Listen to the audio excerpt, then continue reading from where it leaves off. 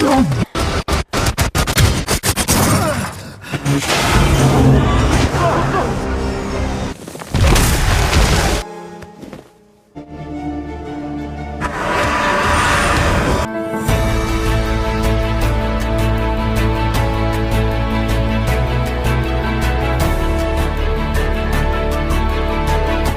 kabar si Box Family? Kita bahas kisah dari komik Marvel ya guys, langsung pada ceritanya.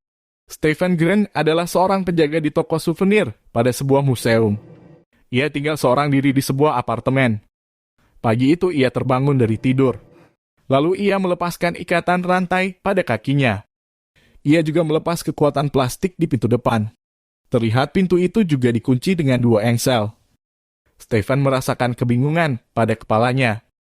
Ia merasakan suara-suara yang selalu mengajaknya berbicara di dalam benaknya. Bahkan kadang ia tak sadarkan diri dan tak tahu apa yang sebenarnya terjadi pada dirinya. Setelah bangun, ia mencoba menerima telepon dari ibunya. Ia selalu berkirim kabar pada orang tuanya itu bahwa ia dalam keadaan baik-baik saja. Di apartemen itu, Stephen selalu menganggap ikan koi di akuarium adalah sahabatnya. Sudah 3 kali Stephen terlambat kerja karena ketinggalan keberangkatan bis menuju ke arah tokonya. Hal itu sering membuat kesal pimpinan di toko TU. Pimpinan toko itu seorang wanita yang bernama Donna. Akibatnya Stephen sering diberikan tugas tambahan menata dan menghitung ulang stok persediaan di tokonya. Tugas Stephen di toko itu adalah menjual aksesoris dan gulaan manis kepada pengunjung di museum itu. Tak disangka hari itu seorang wanita cantik pemandu wisata mendatangi Stephen dan mengajaknya kencan di sebuah restoran steak. Stephen kadang terlihat di mata orang-orang di sekitarnya.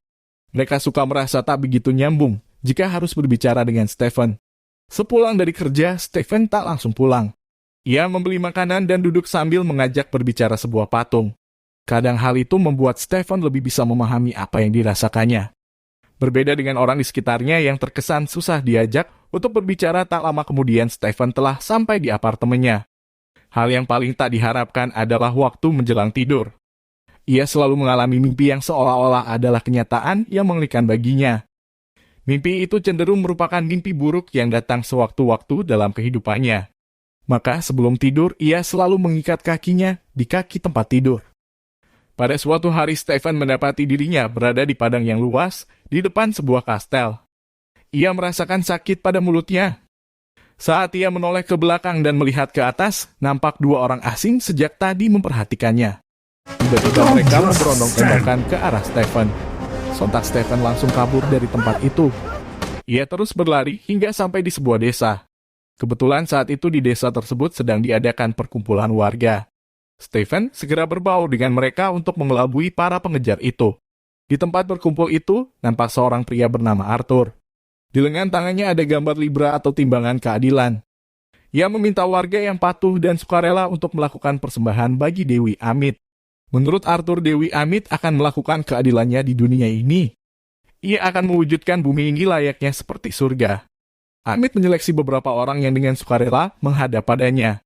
Baik dan buruk seseorang saat itu tergantung pada timbangan di lengan Arthur. Mendadak salah seorang pengejar Stephen datang menemui Arthur.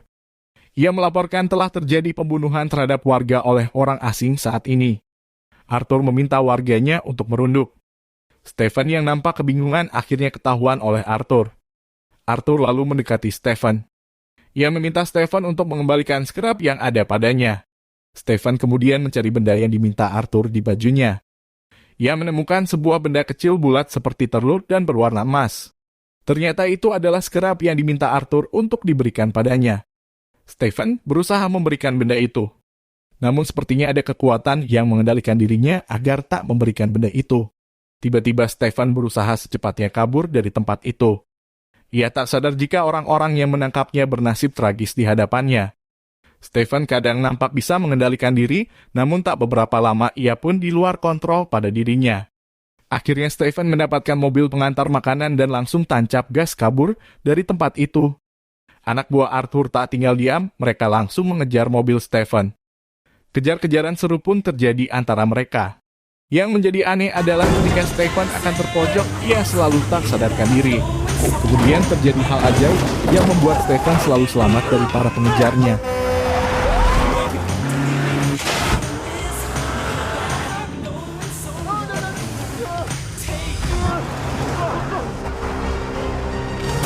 Sampai akhirnya para pengejar yang tersisa satu buah mobil tertimpa longsoran batang pohon yang meluncur dari hutan di atas jalan itu. Stephen terbangun dari tidur dan merasa sedikit lega karena semua yang dialaminya hanya mimpi. Ia sedikit terkejut ketika mendapati sahabat kecilnya yang bernama Gus siripnya tumbuh. Stephen melihat Gus ikan koinya yang bersirip satu kini mempunyai 2 sirip. Stephen lalu berusaha menanyakan hal itu kepada wanita penjual ikan di dekat tempatnya.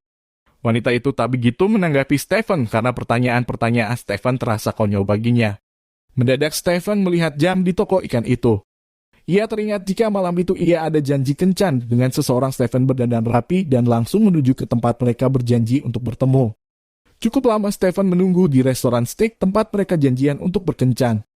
Hingga akhirnya Stephen memutuskan untuk menghubungi teman kencannya. Dari seberang telepon, wanita itu meminta Stephen untuk menghapus nomor teleponnya. Ia merasa kecewa Stephen tak menepati janjinya. Wanita itu mengatakan mereka pernah berjanji ketemu kencan di hari Jumat. Kini Stephen baru sadar jika ia telah melakukan kesalahan. Ia mencoba bertanya pada pelayan hari apa saat ini dan si pelayan mengatakan bahwa saat ini adalah hari Minggu. Stephen pun pulang sambil membawa bungkusan steak yang telah dipesannya. Sampai di apartemen ia mencoba mencicipi makanan yang dinamakan steak itu. Baru kali ini ia merasakan makanan itu dan mencoba untuk berbagi pada Gus sahabatnya. Tanpa diduga saat berbalik setelah memberi makan Gus, tubuh Stephen menabrak meja. Steak yang di tangannya pun jatuh berhamburan. Lalu Stephen mencoba untuk mengambil makanannya. Ia melihat sebuah karpet kecil yang menutupi tembelan lantai di dekat meja. Stephen lalu membuka karpet itu. Saat mendongak ke atas, ia melihat dinding apartemen sedikit terkoyak. Steve naik ke atas meja dan membuka koyakan dinding itu.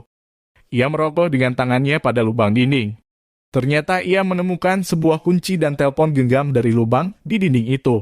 Setelah mencoba melihat daftar kontak pada telepon genggam, Stephen menemukan sebuah nama Laila.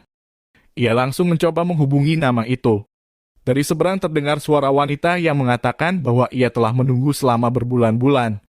Lalu Stephen mencoba menjelaskan bahwa ia telah menemukan telepon itu dan menanyakan siapakah sebenarnya yang punya telepon yang dipakainya saat ini. Wanita di seberang itu mengatakan bahwa pemiliknya bernama Mark. Nama itu seakan tak asing di pikiran Stephen. Nama itu selalu mencoba mengambil kendali atas tubuhnya saat ini. Tiba-tiba lampu di apartemen itu berkedip-kedip seperti akan terjadi alur listrik yang padam. Stephen mendengar namanya dipanggil oleh seseorang. Ia perlahan berjalan menuju ke arah suara itu berasal. Stephen membuka kamar mandinya dan benar suara itu ternyata berasal dari cermin yang ada di situ. Nampak dalam cermin itu ada seseorang yang terus memanggil namanya. Stephen karena panik lalu pergi meninggalkan apartemennya dan memasuki sebuah lift. Sepertinya ada bayangan yang menyeramkan menuju ke arah Stephen. Bayangan itu berbentuk mengerikan dan seperti ada paru besar di wajahnya. Saat bayangan itu mendekat, ternyata itu adalah seorang nenek yang ingin menggunakan lift juga. Lalu nenek itu masuk ke lift dan membawa Stephen ke lantai di mana ia menuju ke apartemennya kembali. Keesokan harinya Stephen masuk kerja seperti biasanya. Stephen berpikir bahwa kejadian-kejadian yang dialami sebelumnya itu adalah nyata. Ia telah melihat Arthur di dalam bis saat ia naik tadi. Sesampainya di museum, Stephen langsung menuju ke ruang keamanan di depan. Ia meminta Gibi, seorang petugas jaga, agar memberitahukan padanya jika melihat seseorang yang mengawasinya. Stephen lalu perlahan menuju ke ruang museum. Ia merasa seperti diikuti lalu Stephen menuju ke sudut museum. Dari arah belakang ia dikejutkan oleh kedatangan Arthur. Arthur segera mendekati Stephen. Ia meminta kedua tangan Stephen untuk dilihat oleh Arthur. Setelah memegang kedua tangan Stephen, Arthur menjadi tak mengerti kenapa timbangan di tangannya terus bergerak secara acak. Lalu ia memutuskan untuk membiarkan Stephen pergi meninggalkan tempat itu. Malam itu Stephen nampak sedang kerja sampai larut karena harus menghitung persediaan barang. Stephen merasa seperti masih mendengar suara seseorang dalam ruangan museum di saat jam kunjungan telah usai. Ia lalu mencoba berkeliling melihat keadaan. Stephen heran karena ada seekor binatang memasuki museum itu. Ia lalu bersembunyi di balik benda yang ada di museum. Ia mendengar suara seseorang yang memintanya untuk mengembalikan skrap yang dibawanya. Stephen mencoba melempar tas ke dalam entah ruangan. Tak beberapa lama seekor binatang langsung menerjang tas itu. Stephen mencoba berlari untuk menghindari binatang yang kelihatan sangat ganas itu. Ia lalu masuk ke kamar kecil.